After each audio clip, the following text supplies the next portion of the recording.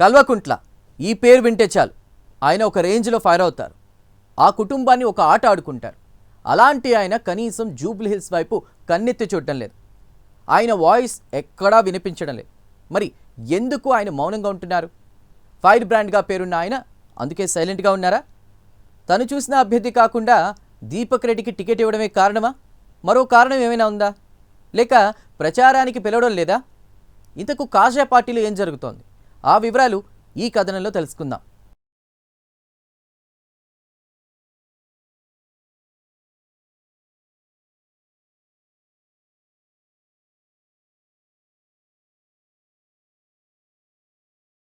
సమీపిస్తున్న వేళ కమలం పార్టీలో అలసత్వం వీడడం లేదా? ప్రచారంలో ఫైర్ బ్రాండ్లు ఎందుకు కనిపించడం లేదు? వారు ప్రచారానికి ఎందుకు రావడం లేదు? అభ్యర్థి పిలవడం లేదా? కిషన్ రెడ్డి అడ్డా అంటూ ఆయనకే వదిలేశారా? ఓడినా గెలిచినా ఆయనదే బాధ్యత అనే భావనలో ఆ నేతలున్నారా? ఇంకా 4 రోజులే ఉంది, ఇప్పటికైనా వస్తారా రారా అనే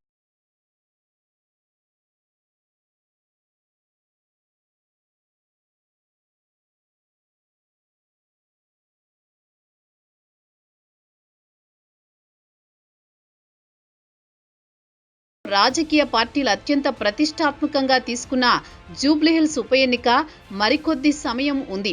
ప్రజానికం ఏ పార్టీ గెలుస్తుందని, ఏం జరుగుతుందని ఎంతో ఆసక్తితో ఎదురు చూస్తున్నారు. అధికార ప్రతిపక్ష పార్టీలైన కాంగ్రెస్, బీఆర్ఎస్ పార్టీలు నియోజకవర్గాన్ని అన్ని వైపుల నుంచి చుట్టేస్తున్నారు. అధికార పార్టీ అయితే ముఖ్యమంత్రి నుంచి మంత్రులందరూ అక్కడే తిష్టవేసి ప్రచారం చేస్తున్నారు. బీఆర్ఎస్ పార్టీ ఎమ్మెల్యేలు, మాజీ మంత్రులు, మాజీ ఎమ్మెల్యేలు, మాజీ ఎంపీలు సైతం గల్లీ గల్లీ తిరుగుతూ ముమ్మరంగా ఓటర్లను ప్రసన్నం చేసుకునే పనిలో ఉన్నారు. కానీ బీజేపీ పార్టీ నేతలు మాత్రం, రాష్ట్ర అధ్యక్షుడు, కేంద్ర మంత్రి కిషన్ రెడ్డి మరికొందరు నేతలు మాత్రం జూబ్లీహిల్స్లో ప్రచారంలో తిరుగుతున్నారు.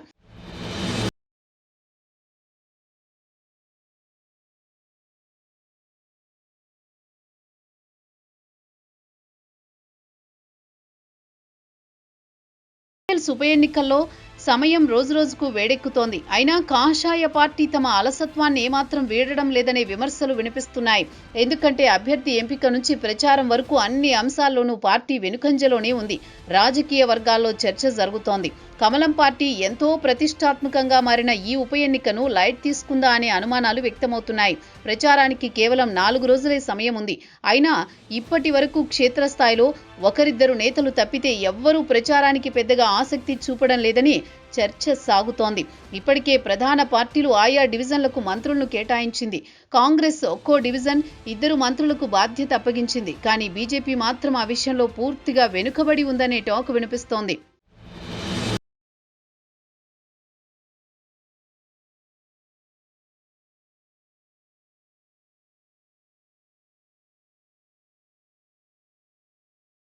దళంలో ఫైర్ బ్రాండ్ గా పేరొందిన 2 నేతలు మాత్రం ప్రచారంపై పెద్దగా ఆసక్తి చూపడం లేదని రాజకీయ సర్కిల్లో జరుగుతున్న చర్చ.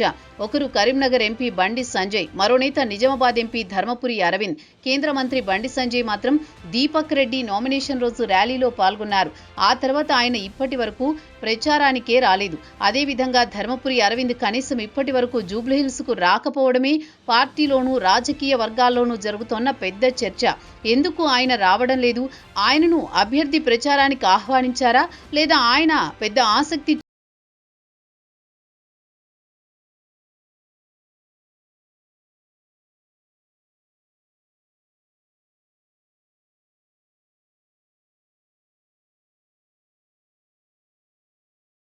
అరవింద్ జూబ్లీహిల్స్ ఉప ఎన్నికల్లో మాజీ మేయర్ బొంతు రామ్మోహన్ ను బీజేపీ పార్టీ నుంచి పోటీ చేస్తే బాగుంటుందని రాష్ట్ర పెద్దలకు సూచనలు చేశారు.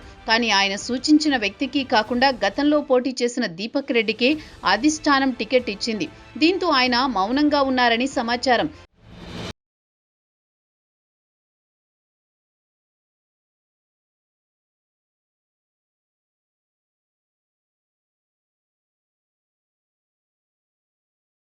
అరవింద్ జూబ్లీహిల్స్ వైపు చూడడం కానీ అభ్యర్థి గెలుపు కోసం ప్రచారం చేయడం కానీ లేదు. స్టార్ క్యాంపెయిన్లో ఆయన పేరు ఉన్నా ఇంతవరకు రాకపోవడంతో ఇటు పార్టీలోనూ అటు రాజకీయ వర్గాల్లోనూ చర్చ జరుగుతోంది. ధర్మపురి ఎందుకు ఇంతవరకు ప్రచారానికి రాలేదని, ప్రచారానికి రాకపోవడానికి ఏమైనా కారణాలు ఉన్నాయా లేక అరవింద్కు ఆసక్తి లేదా అని పొలిటికల్ సర్కిల్లో అనుకుంటున్న టాక్. మరోవైపు దీపక్ రెడ్డికి టికెట్ ఇవ్వడంతోనే ఆయన ప్రచారానికి దూరంగా ఉంటున్నారని వినిపిస్తున్న మాట.